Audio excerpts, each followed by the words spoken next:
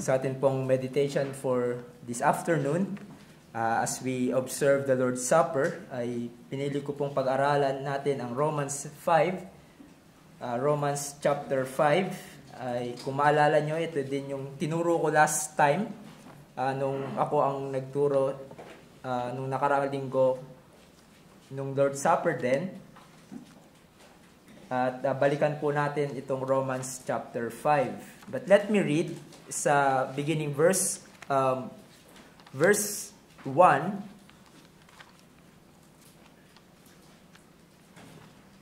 up to verse 11. Romans chapter 5, beginning verse 1. Therefore, since we have been justified by faith, we have peace with God through our Lord Jesus Christ. Through Him we have also obtained access by faith into this grace in which we stand, and we rejoice in hope of the glory of God. Not only that, but we rejoice in our sufferings, knowing that suffering produces endurance, and endurance produces character, and character produces hope. And hope does not put us to shame, because God's love has been poured out into our hearts through the Holy Spirit, who has been given to us. For while we were still weak, at the right time Christ died for the ungodly. For one will scarcely die for a righteous person, though perhaps for a good person one would dare even to die. But God shows His love for us, in that while we were still sinners, Christ died for us. Since therefore we have now been justified by His blood, much more shall we be saved by Him from the wrath of God. Tayo po ay manalangin at humingi ng tulong sa ating Panginoon. O aming dakilang Diyos, kami po ay nagpupuri, nagpapasalamat una sa lahat sa kalayaan na meron kami, na Ikaw ay aming sasambahin at mapapakinggan ang inyong mga salita ng sama-sama bilang inyong mga tao. Salamat, Panginoon, sa pagkakataong ito na ipinagkaloob niyo po sa amin, na muli naming mararanasan ang biyaya mula sa inyong salita at biyaya, Panginoon, as we observe the Lord's table. We pray that you would help us. We know, Panginoon, ang aming kahinaan. Alam namin, Panginoon, ang aming madali kami mag-wander ang aming mga isip. Even our physical body, Panginoon, ay maaaring maging hadlang sa aming upang hindi kami makapag-focus sa inyong mga salita. So Lord, be merciful to us. Deal with us with your kindness. And as we abide in you, in your word, we pray that you would abide in us. Sa lahat ng ito, Panginoon, tulungan niyo po ang magdadala ng inyong salita. Ilayo niyo po siya sa anumang kamalian. At sa kanyang kahinaan, Panginoon, ikaw ang patuloy niyang maging kalakasan. Sa pangalan ni Jesus. Amen. Sa ating Confession of Faith, 1689, sa chapter 11 of Justification, paragraph 3, ito po ang sinasabi.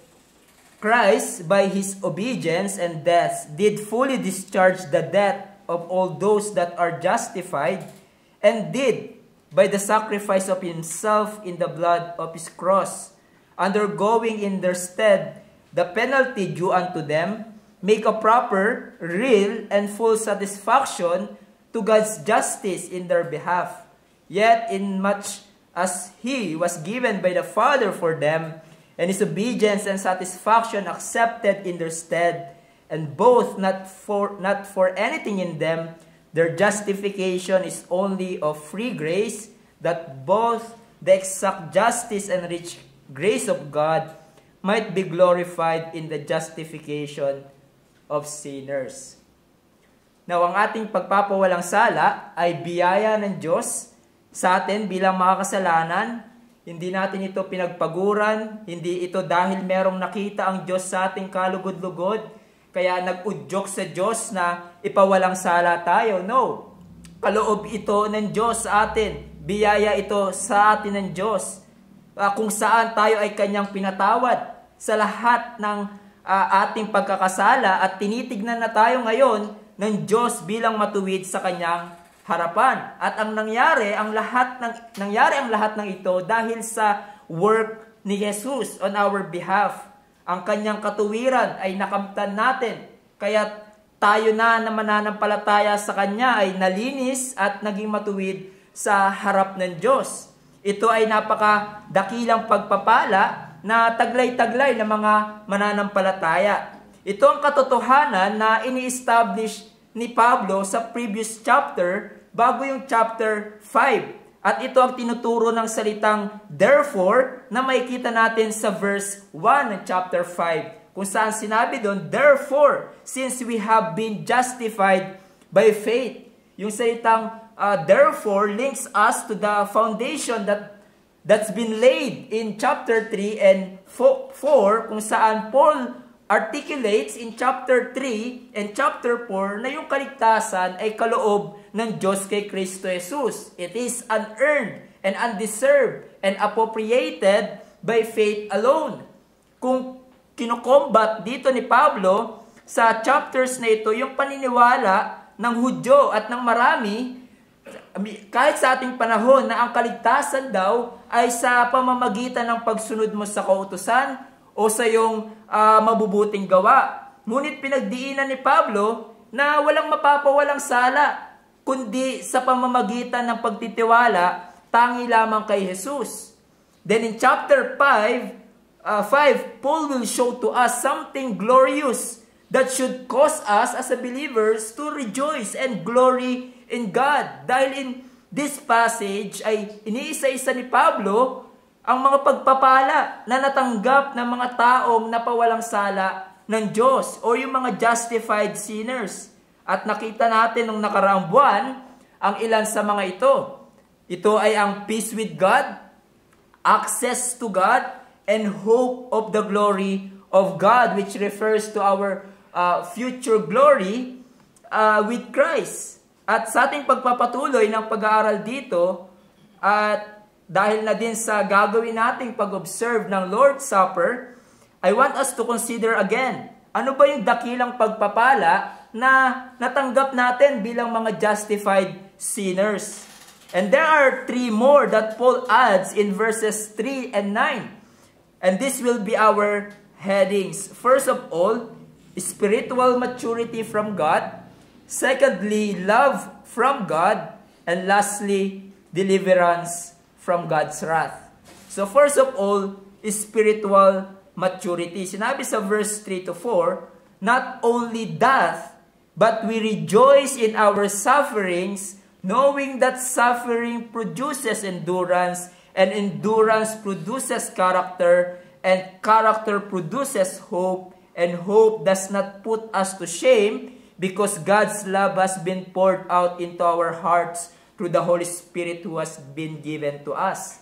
Now, take note the word, not only that. That is to say, na hindi lang tayo nakatanggap ng pagpapala ng pag-asa ng kaluwalhatian sa inaharap, which is the future glory na binanggit ni Pablo, at ito ay nagdulot sa atin ng kagalakan. In contrast, there's more to that.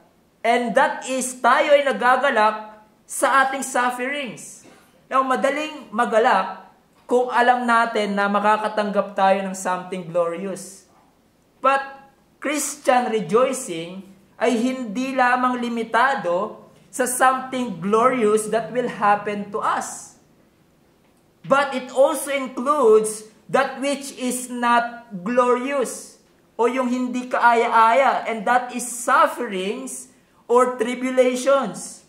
Yung salitang sufferings which is in the plural, meaning madami tayong mararanasan na iba't ibang paghihirap sa mundo, and that's for sure. Hindi tayo exempted. Ang mga believers ay hindi exempted sa sufferings of this life. And also, itong salitang ito hindi tumutukoy sa yung salita pong tribulation or suffering, hindi ito tumutukoy sa mga minor conveniences lang ng buhay. Na wala kang pambayad ng bills, wala kang pamasahe, inaasar ka ng katrabaho mo dahil believer ka. No, but it refers to extremely difficult situations. And to have a taste of that, Look at 2 Corinthians 6:4 kung saan ginamit yung salitang ito sa original na lingwahe. Sinabi doon, but as servants of God, in 2 Corinthians 6:4, we commend ourselves in every way. This is the experience of Paul. By great endurance in afflictions, hardships, calamities, beatings, imprisonments, riots, labors, sleepless nights, and hunger. So, suffering here refers to real hardships coming from the outside, but also it is use of emotional stress or sorrows that weighs down our soul. It includes life-threatening persecution. It includes pagkakaroon ng malubhang sakit, great disappointments. It includes pagkawala ng trabaho and you're not able to provide the needs of your family, etc. And so, Paul is saying na tayo bilang mga believers, we rejoice in that inglorious situations. Now, bakit tayo magagalak sa sufferings? Paul is not suggesting here na ang mga believers, including himself, parang mga masochist na na-enjoy natin ang pain. No, he is not saying na joyful and pleasurable experience ang suffering, nor hindi rin sinasuggest dito ni Pablo when he said, rejoice in tribulation, na wag na tayo magpakita ng lungkot kapag naghihirap tayo. Dapat lagi kang masaya. Dapat lagi kang nakamiti. No. Bagkus, sinasabi ni Pablo, for those who have been justified, suffering can be an occasion for joy. Because sufferings do something glorious sa buhay ng isang tunay na mananampalataya. And what is that? Suffering is what God often uses to strengthen our faith and for us to grow in Christ-likeness. In other words, ang paghihirap, ang suffering ay ginagamit ng Diyos na instrumento para tayo ay lumago spiritually. Para sa iba, ang tribulations break their spirit, leads them to despair, and causes them to abandon all hope. Not so for the Christian. Not so for the justified. Dahil ang suffering ay nagdudulot ito sa atin ng mabuting bagay. We are told to rejoice in sufferings because of what sufferings can produce and accomplish in us. At ito ang papaliwanag ni Pablo sa mga susunod na salita. It says, knowing that suffering produces endurance. Paul was persuaded of the knowledge na ang suffering ay nagbubunga, nagpuproduce ng endurance sa mga believers. Yung salita pong produce, it means to accomplish or to bring about. At ito ay nasa tinatawag sa Greek tense na present indicative. It means it is a continuous effect of tribulation sa buhay ng isang believer. Sufferings accomplish or to bring about endurance. Now, yung salitang endurance literally means to remain under or steadfastness. And so, sinasabi ni Pablo na yung suffering ng isang mananampalataya by the help of the Holy Spirit ay nagdudulot ng katatagan o pagtsatsaga, giving us the ability to press on despite of hardships. Katulad ng pagtsatsaga na meron si Job kung saan dumaan siya sa matinding paghihirap and yet he remained steadfast. It says in James 5:11 kung saan same word was used. Behold, we consider those blessed who remain steadfast. You have heard of steadfastness of Job, and you have seen the purpose of the Lord, how the Lord is compassionate and merciful. So Paul is saying, tribulation produces steadfastness.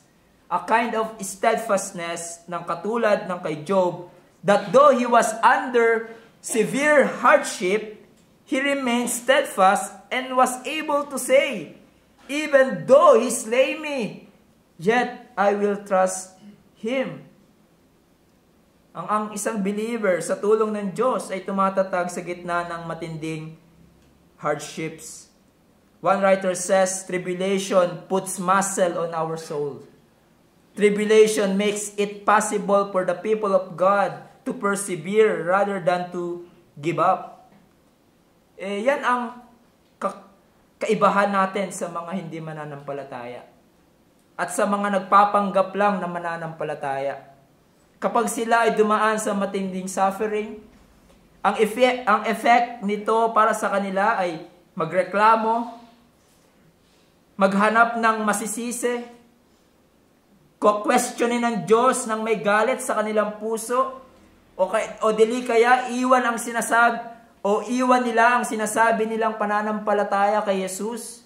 Katulad ng sinabi ni Jesus, di ba, sa parable of the soul and the sower in Matthew 13, there are people na tinanggap ang salita ng Diyos ng may kagalakan. Parang tunay na mga mananampalataya. They endure for a while. Pero nung dumating ang matinding paghihirap, when tribulation and persecution arises on the account of the word, immediately he falls away. Pero sa buhay ng isang tunay na believer, yes, nararanasan niya ang kalungkutan at pain dahil sa tribulation. But in the life of a true believer, by the help of God, suffering makes our faith strong and make us to be better Christian. Why? Dahil kapag suffering na, di ba? We draw closer to God.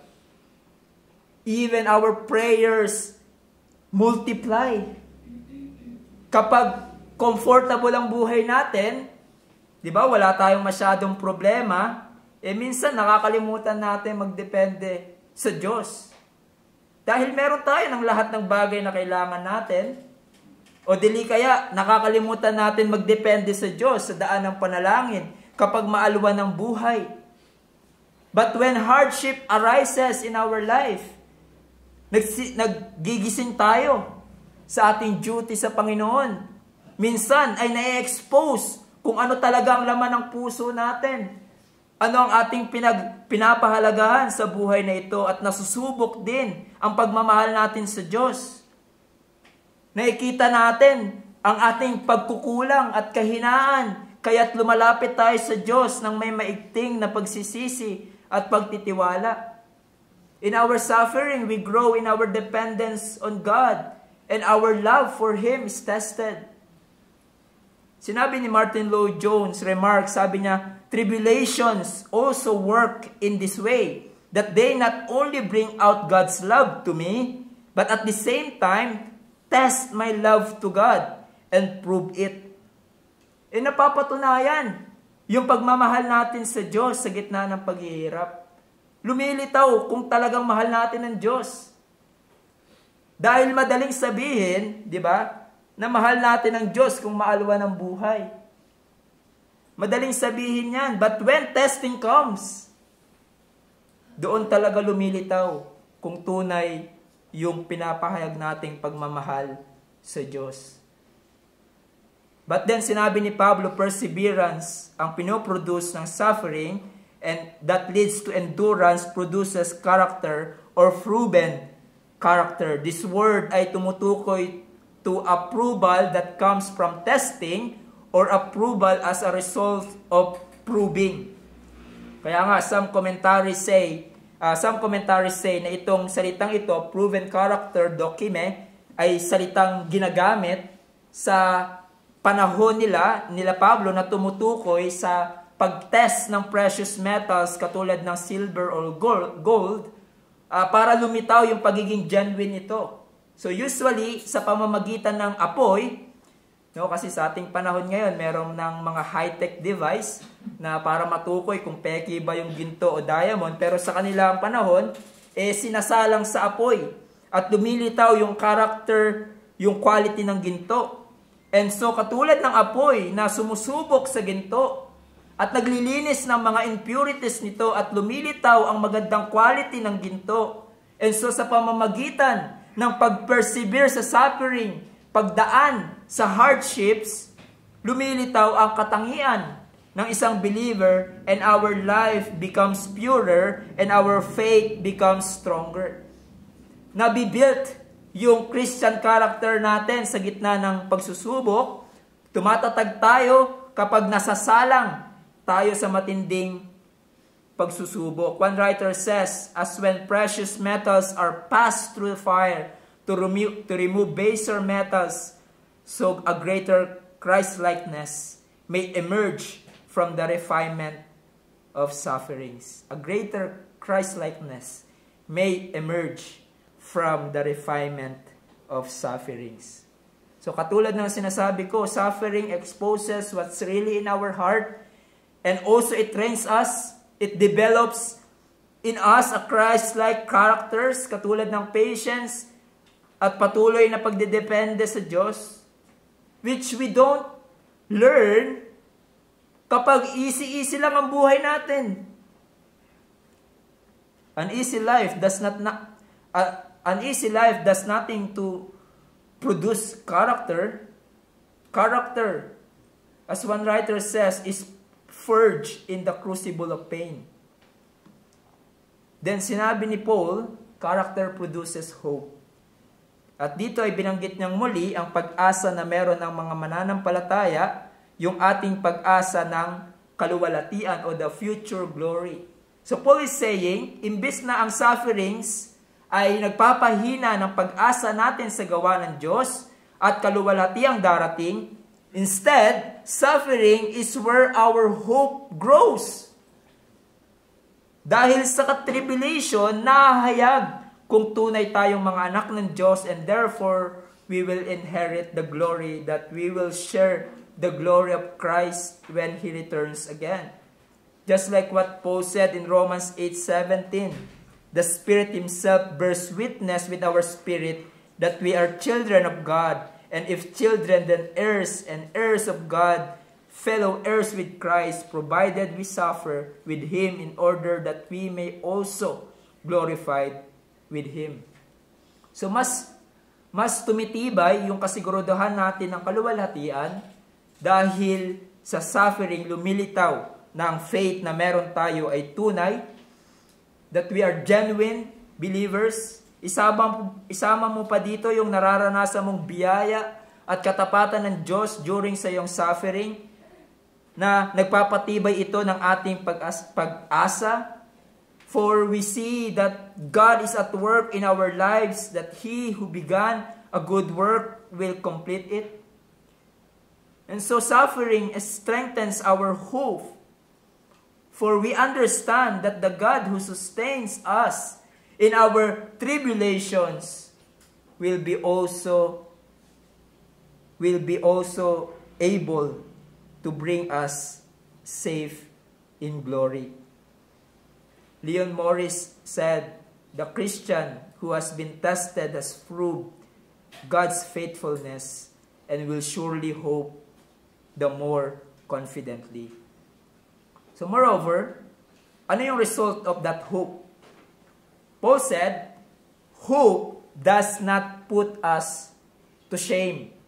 Yung tangan-tangan nating pag-asa ay hindi tayo mapapahiya. It does not make us ashamed, or it will never disappoint us nor deceive us.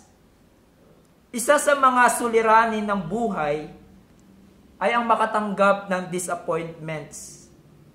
Marahil meron kayong inaasahang mangyari sa inyong sarili, o kaya sa ibang tao may inaasahan kayo pero hindi nangyari.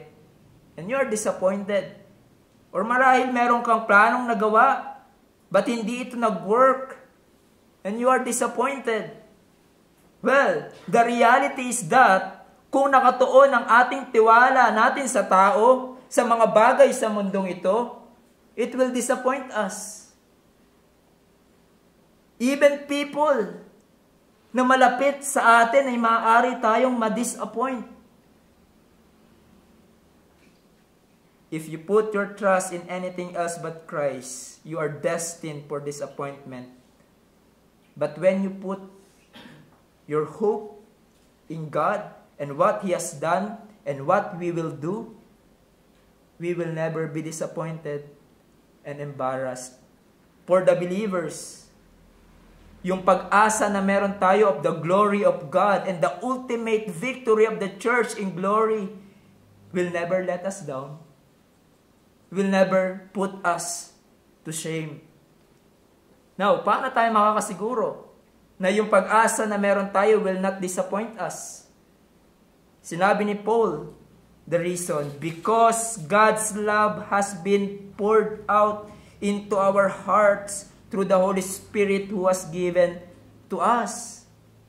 Sinasabi dito ni Paul na yung ating dakilang pag-asa ng kaluwalhatian sa hinaharap, our great future hope, where we will be partakers of and seeing the glory of God, ay hindi walang kabuluhang pag-asa.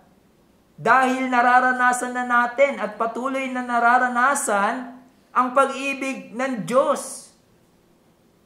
Kaya't makakasiguro tayo na makakamtan natin yung pangako ng Diyos na yon, na kaluwalhatian, that our hope will be realized. Dahil pinaranas na ng Diyos ang kanyang pag-ibig sa atin. Nung tayo ay kanyang iniligtas, una sa lahat. At sa tulong ng banal na Espiritu sa ating buhay, which Paul mentioned that the Holy Spirit is the agent who enables us to know the love of God in our hearts. And so, ang patunay na makakamtan natin ang kaluwalhatian is because God already did something in us. He loved us, He saved us, and He continues to change us and enable us to know that we are loved by God hanggang maabot natin ang kaluwalhatian. One commentary points out, si Hendrickson, moreover, God's love is not rationed out drop by drop. On contrary, by the Holy Spirit, it is poured out into the hearts of the redeemed. In other words, it is supplied freely, abundantly, copiously, lavishly, as it true with respect to God's gift in general. In other words, kung ikaw ay mananampalataya, yung pag-ibig na natanggap mo mula sa Diyos, sobra-sobra at nag-uumapaw. The love of God is poured out in our hearts abundantly. And the great love of God for us ang nagpapalakas sa atin na magtiyaga at mag-endure sa tribulations at nagbibigay sa atin ng guarantee na ang pag-asa natin sa hinaharap is not misplaced and will not fail. This is a great comfort for us, brethren. Kung ikaw ay napawalang sala kay Kristo Jesus, have been made new in Christ Jesus, we can have a certainty that our future is bright. Napakadakilang kalagayan meron ka bilang napawalang sala ng Diyos. For the justified, sufferings are not meaningless. In fact, ito ang madalas gamitin ng Diyos in order for us to grow spiritually, to be more like Christ in this life until such time we become perfectly holy and perfectly conformed to the image of His Son. At hindi tayo iniwan ng Diyos sa ating sarili. Sa buhay na ito, pinagkaloob niya pa ang kanyang banal na Espiritu upang maunawaan natin ng gusto ang pag-ibig ng Diyos para sa atin na siyang nagbibigay ng assurance that we will reach glory, that we will be partakers of the glory of God in consummation of all things. But if you think that's enough, there's more na pagpapala ang ating natanggap bilang napawalang sala. Not only spiritual maturity, but the love from God. Yun yung sinabi sa verse 6 and 8. Now, sabi dito, for. Now, si Pablo ay nagbigay ng pagpapaliwanag at rason. Bakit binubuhos ng Diyos ang kanyang pag-ibig sa atin through the Holy Spirit? For, while we were still weak, at the right time Christ died for the ungodly. For one will scarcely die for a righteous person, though perhaps for a good person one would dare even to die. But God shows His love for us, in that while we were still sinners, Christ died for us. Bakit nararanasan natin at patuloy na nararanasan ang pag-ibig ng Diyos sa ating buhay? Ba't patuloy natin nararanasan ang Kanyang biyaya na nagbibigay sa atin ng garantiya of our future hope? The simple answer is Christ. Dahil kay Jesus, dahil sa Kanyang ginawa para sa iyo. You don't deserve it. You don't earn it on your own. You are able to have it and experience it dahil merong ginawa si Jesus. At ano ang Kanyang ginawa? While we were still weak. That means, nung tayo ay mga hopeless, at walang kakayanan sa ating sarili na makamtan ang pabor ng Diyos dahil sa ating kasalanan. While we are helpless to save ourselves and be right with God at the right time, meaning sa takdang panahon na sinet ng Diyos, He ordained that Christ died for the ungodly. Now, I will not unpack those beautiful words because it takes many sermons. Namatay si Jesus para sa mga godless, mga taong in nature repugnant sa Kanyang holiness, mga taong sumasalungat sa Kanyang kautusan. Kung ikaw ay mananampalataya ngayon, that's your former life. You were weak, ungodly, sinner, enemy of God. That's your condition where the redeeming love of God found you. There's nothing in us na nakita ng Diyos para ibigin tayo, and yet minahal tayo ng Diyos, niredeem tayo ng Diyos by sending His only begotten Son to give up His life as a substitute for our sins. You might ask, Paul, paano ko malaman yung pag-ibig ng Diyos na being poured out in my heart by the Holy Spirit? Paul answers is that, look at the cross of Christ. Nais mong malaman kung gaano katindi ang galit ng Diyos sa kasalanan? Look at the cross of Christ. But nais mo din bang malaman kung gaano kadakila ang pag-ibig ng Diyos sa makasalanan? Look at the cross of Christ. For there you will see the amazing love of God. Dahil ang Diyos na nagkatawang tao, born of a virgin, born under the law, live a perfect life and obedience. He knew no sin, but became sin, became bearer of sin and wrath, so that tayo na mga ungodly and rebels, destined for wrath, ay maging matuwid sa harap ng Diyos. Tulad ng inawit natin kanina. And can it be that I should gain an interest in Savior's blood? Died He for me, and who caused His pain? For me, who Him to death pursued. Amazing love. How can it be that Thou, my God, shouldst die for me? At yan ang alalahanin natin sa Lord's Supper, mga kapatid. Christ died for us. Kaya't nawa gawin natin ito na may kagalakan sa ating puso at may kahandaan. Hindi lang ito simpleng okasyon na parang katulad ng iba na inaatanan natin. These symbols, the bread and the wine, points us to the greatest act of love. The death of our Savior on the cross on behalf of sinners. And that sadly madalas nating nakakalimutan. Madalas nating nakakalimutan, even us who are believers. At dahil nakakalimutan natin kung minsan itong bagay na ito, we live our life as if our salvation depends upon us. as if the love of God towards us depends on our performance. Iniisip ng iba, mahal na mahal sila ng Diyos dahil this week, perfect silang nakapagbasa ng salita ng Diyos. Iniisip ng iba, this month, perfect ang attendance nila sa church.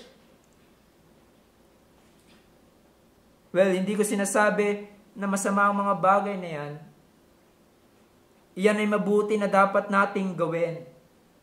But mali na isipin natin kung ikaw ay mananampalataya na ang pag-ibig ng Diyos sa iyo ay nakadepende sa kung anong kaya mong gawin o kung anong kaya mong i-produce. Kaya nga yung iba, di ba, napupunta sa extreme. Sinasabi nila, hindi naman ako siguro pagpapalain ng Diyos materially. Hindi naman ako bibigyan ng yaman ng Diyos ng ganito kung hindi ako mabuting tao. Humahantong muli sa good works yung acceptance nila sa Diyos. Bumabalik sa paricycle obedience. Tandaan natin kung ikaw ay tunay na mananampalataya. In Christ you are loved by God. And it will not change. It will not change. You don't need to move one inch to the left or to the right just to be loved by God. You are accepted in the beloved.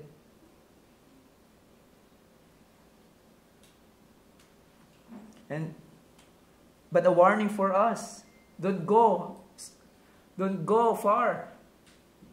Dahil ang iba, iniisip nila, well, mapagmahal pala ang Diyos. E di magpapakasasa ako sa kasalanan. I-abuse ko yung grace ng Diyos. Well, those who abuse the grace of God, alam niyo ang tawag sa kanila? Unregenerate, unbelievers.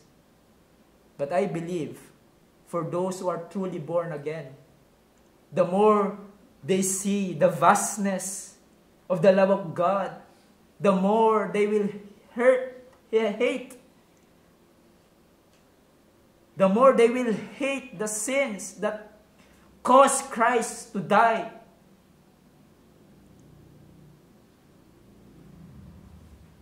In Christ you are loved by God, and that will not change.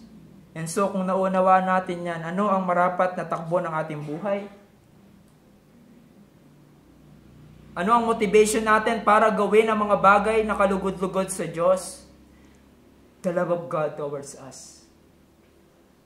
We say with Paul, the love of God controls me. Not primarily ang pag-ibig natin sa Diyos, ang motivation sa paglilingkod. We cannot boast about our love for God because it always fluctuates. But we can boast about the love of God for us. Because it will never fail. Not primarily ang pag-ibig natin sa Diyos ang ating motivation sa paglilingkod, but His love for us. Love from God should cause us to serve Him. Tulad ng sinabi ng ating hymns, when I survey the wondrous cross, on which the Prince of Glory died, my riches gain I count but loss, and pour contempt on all my pride. And it says in the last verse of that hymn, love so amazing, so divine, demands. It compels my soul, my life, my all. But then, Paul further explained kung gaano kamangha-mangha ang pag-ibig ng Diyos by using an examples. Let me read sa Tagalog dahil napakaganda.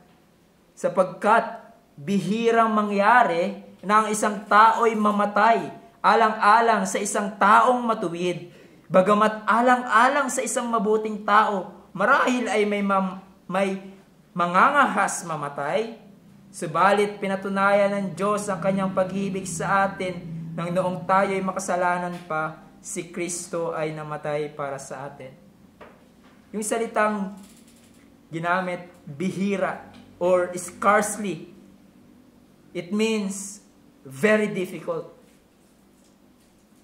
So sinasabi ni Pablo na mahirap makakita o bihirang mangyari na merong isang tao na handang mamatay, isakripisyo ang kanyang buhay alang-alang sa isang matuwid na tao.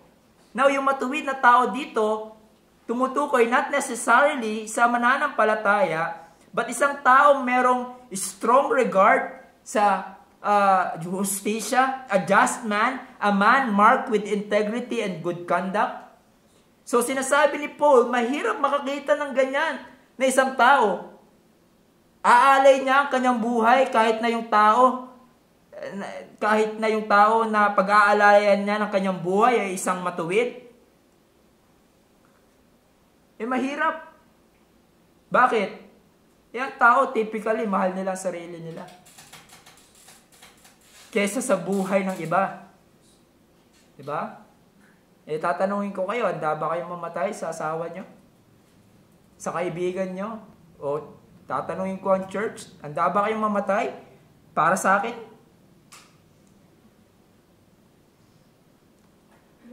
Handa ba kayong pagpalit ang buhay nyo para maligtas ako sa kapahamakan? Baka sabihin nyo, bahala ka sa buhay mo, pastor. Mahal ko pa ang sarili ko. Single ka pa naman so okay lang. Pag namatay ka, sa langit, wala nang kasal doon. So, diba?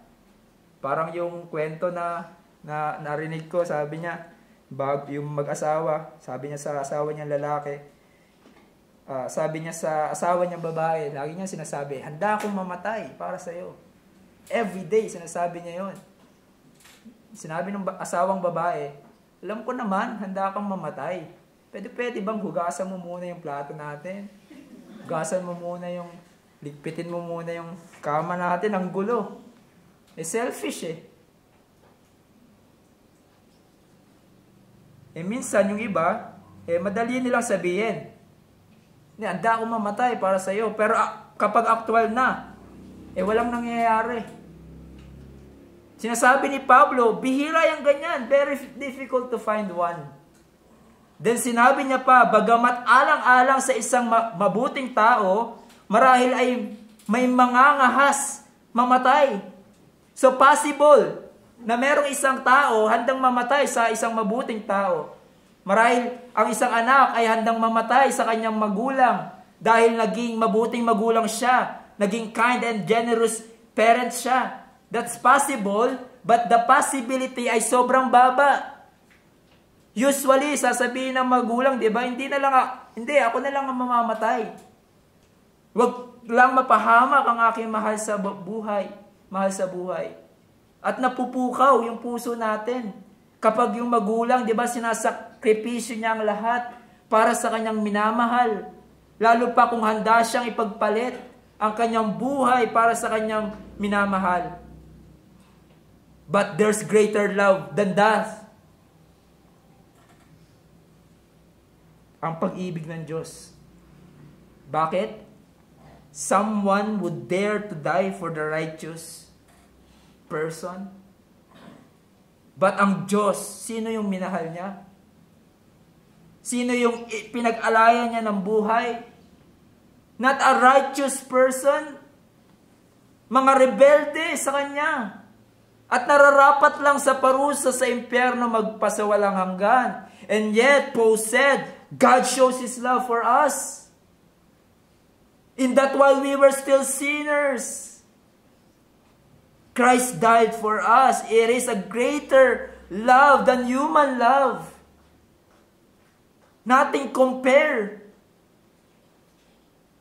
Hindi hinantay ng Diyos na maging matuwid tayo bago isugo ang kanyang anak para mamatay sa atin. No, hindi mangyayari na magiging matuwid tayo. But despite ng ating kondisyon na yan, He demonstrates His love for us by sending His Son to die in our place para tayo maligtas. Indeed, what an amazing love. At kung ikaw ay na kay Kristo Jesus, you receive that love from God.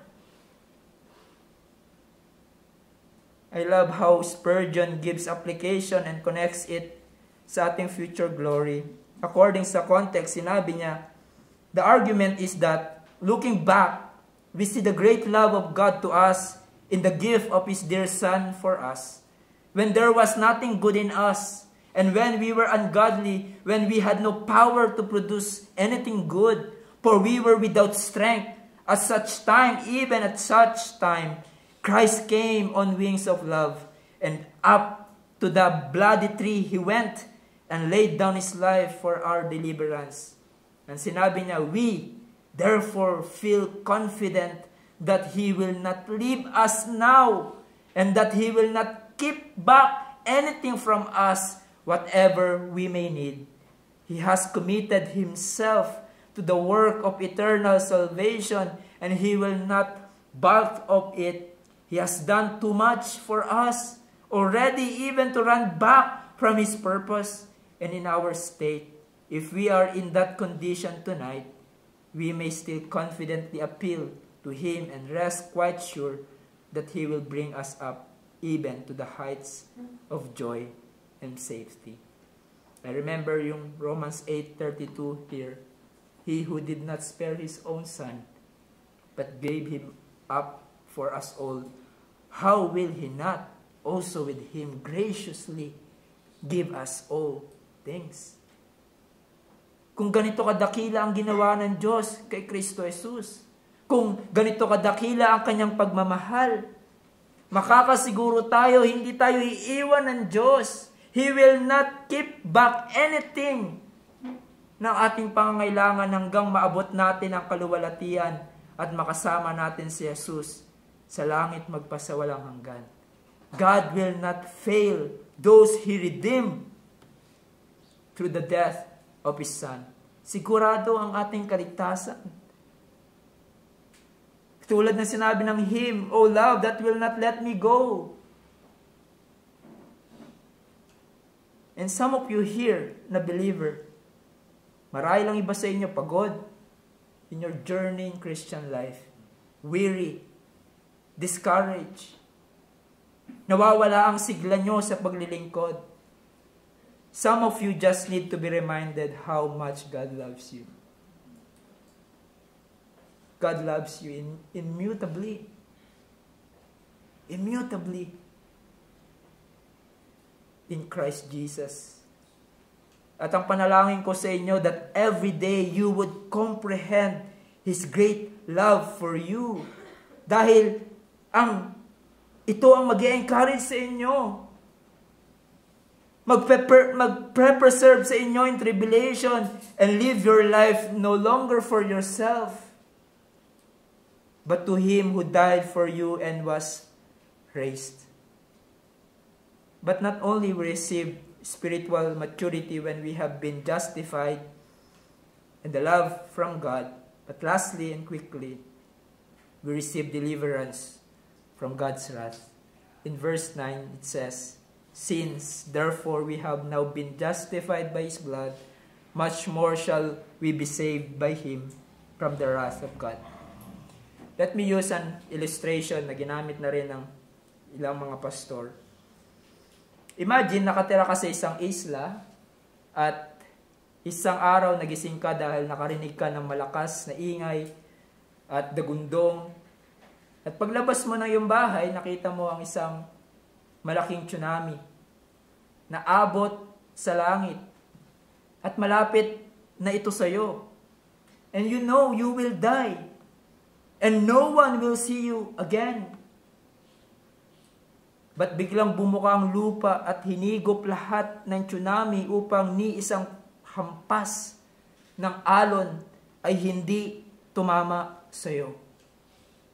And so, katulad ng ginawa ni Jesus sa kanyang sakripisyo doon sa krus, He absorbed, He bore the blazing and great wrath of God. Ang poot ng Diyos na nararapat sa atin, si Jesus ang sumalo upang ni isang patak ng poot ng Diyos ay hindi natin maranasan. In Christ, we are delivered from the wrath of God, at pati na rin sa eschatological wrath of God, kung saan pagdating ng Panginoong Yesus ay bubuhos niya ang matinding puot niya sa mga makasalanan at sila ay parurusahan magpasawalang hanggan sa lawa ng apoy sa impyerno. Who can stand against the wrath of Christ sa kanyang pagbabalik? Ngunit tayo na pawalang sala, we are safe. We shall be preserved and delivered. For in Christ, there's now no condemnation. You can sleep tonight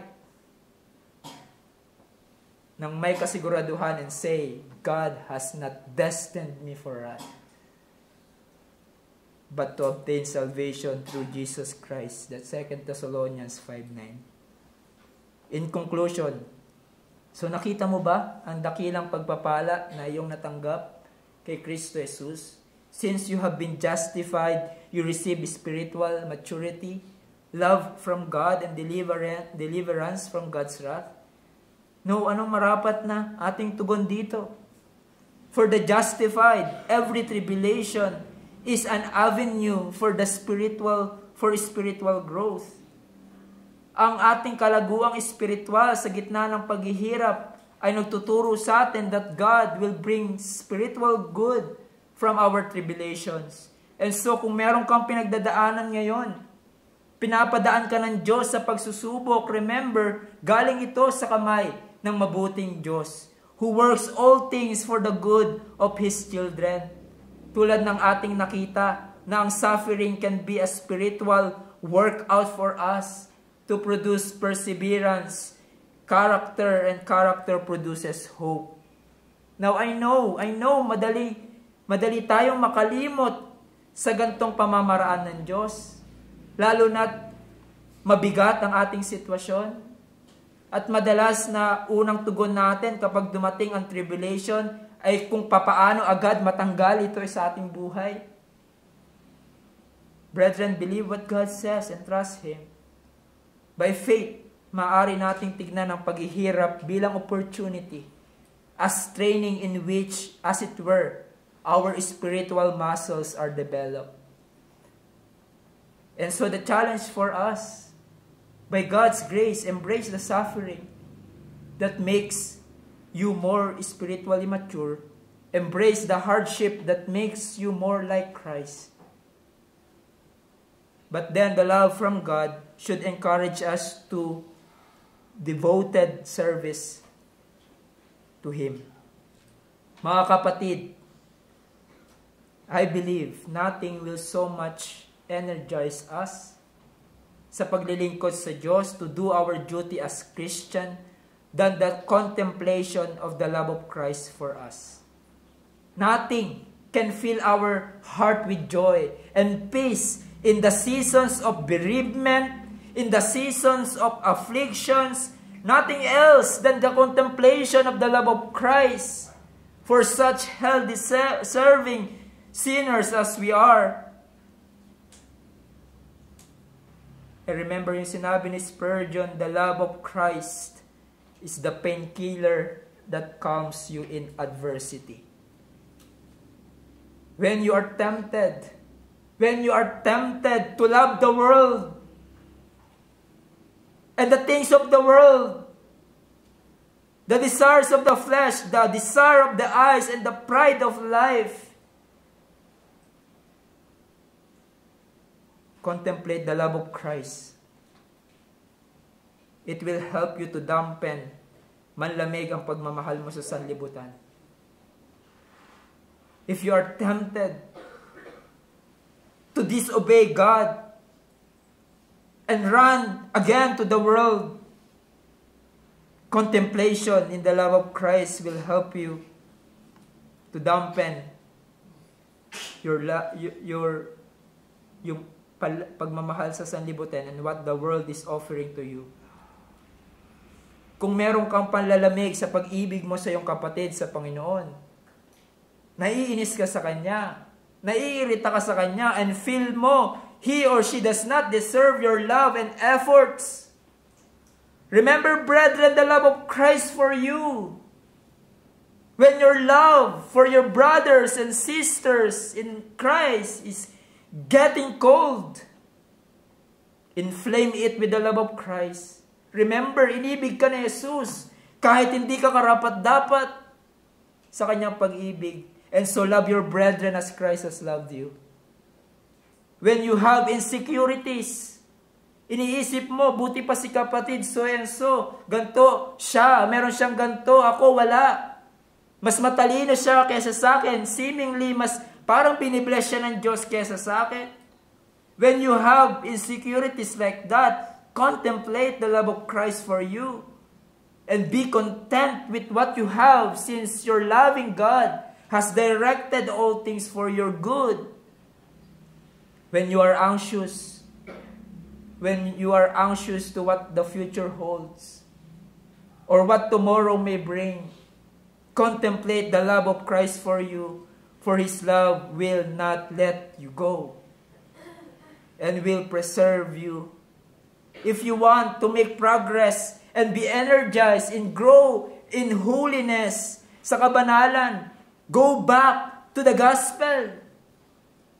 Contemplate the love of Christ for you, manifested on the cross.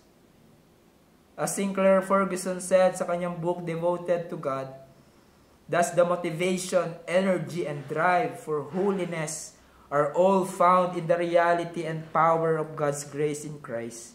And so if I am to make any progress in sanctification, the place where I must always begin is the gospel of the love of God to me in Christ Jesus. And for you, my friends, only in trusting in Christ, you will receive the redeeming love of God and deliverance from His wrath. Kung magtiwala ka kay Jesus na siyang namatay para sa iyong kasalanan at sinakripisyo niya ang kanyang buhay upang sino man ang magtiwala sa kanya ay hindi na tatanggap ng kondemnasyon, magpasawalang hanggan, kinakailangan mo, my friends, ang pag-ibig ng Diyos through Jesus Christ. And this love is greater than all loves you have experienced in this life. Million times greater than all loves you have experienced in your life. Walang katumbas ang pagmamahal na ito ni Jesus at pinatunayan niya ito sa pamamagitan ng pag-alay ng kanyang buhay sa mga weak, ungodly sinners just like you. Huwag kang manatili sa pagiging ungodly at rebelde sa Diyos. Dahil sinasabi ng salita ng Diyos, to those kind of people, the wrath of God will come. And who can stand against His wrath? It is a fearful thing to fall in the hands of an angry God. Kaya tinatawagan ka muli ni Jesus, lumapit ka sa akin. Kayo ng mga makasalanan, I am gentle and kind, loving, not wanting you to perish. Why not come to Him and surrender your life to Him? Kung saan sinasabi niya, He is a friend of sinners. Do you admit that you are ungodly? Kung magiging honest ka sa iyong sarili, you would say, yes, I am ungodly. I am sinners. I am weak, helpless to save myself. And here comes Christ, who said, I am a friend of sinners. A loving and gracious Lord calling you, come, and you will be saved. Tayo ay manalangin. O aming dakilang Diyos, so amazing love, Lord. that you have for us. Salamat po sa inyong biyaya, sa inyong pagpapaalala sa amin muli ng ginawa ng aming Panginoong Yesus. And as we observe the Lord's Supper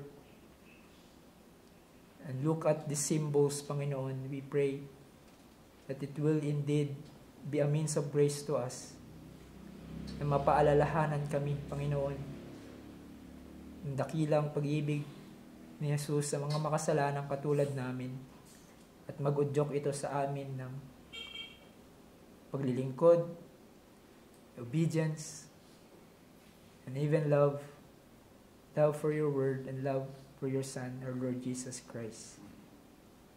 Salamat po, Panginoon. And we pray that with joy in our hearts,